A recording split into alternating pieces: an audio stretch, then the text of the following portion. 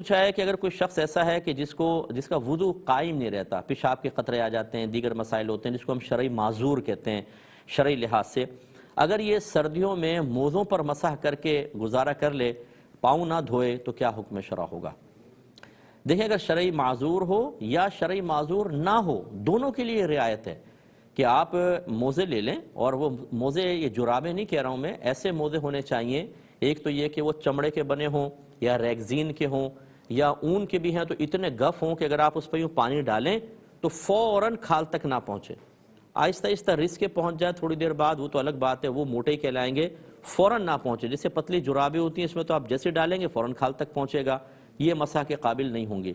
تو اتنی موٹی جرابیں اگر آپ نے پہنی ہوں، وہ ٹخنوں سے اوپر ہونی چاہیے اور اتنی مضبوط جمی ہوئی ہوں کہ آپ چلیں تو پاؤں نکل نہ جائے۔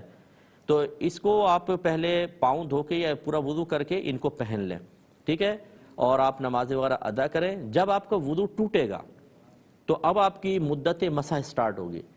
اب آپ یہ کریں کہ باقی وضو تو کر لیں، یعنی چہرہ دھوئیں، ہاتھ دھوئیں، سر کا مسح کریں، لیکن پیر دھونے کی ضرورت نہیں، ہاتھ گیلے کریں، بس پیروں کے اوپر یعنی پنجوں سے اوپر کی طرف لے کر آئیں دونوں ہاتھ، بس یہ مسح ہو گیا، آپ نماز پڑھ سکتے ہیں۔ اور یہ مسح آپ کا ایک دن ایک رات تک باقی رہے گا۔ مثال کے طور پر آپ نے دوپہر کے 12 بجے آپ کا وضو ٹوٹا اور آپ نے یعنی موزے پہن لیے تھے، پھر 12 بجے وضو ٹوٹا تو 12 بجے سے ٹائم سٹارٹ ہوتا ہے۔ موزے پہننے کے بعد جب وضو ٹوٹے گا تب ٹائم سٹارٹ ہوگا۔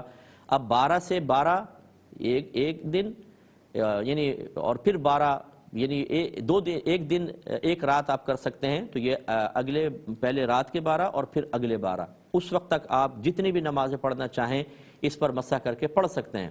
لیکن جب اگلے دن کا 12 ہو جائے، یعنی ایک دن ایک رات پورا گزر جائے، تو پھر آپ کو یہ موزے اتار کر دوبارہ پاؤں دھو کے یا دوبارہ وضو کر کے پھر دوبارہ پہننے ہوں گے۔ اس کے بعد پھر جب وضو ٹوٹے گا نئی مدت سٹارٹ ہو جائے گی۔ یہ اس کے لیے ہے جو گھر پر ہوتا ہے۔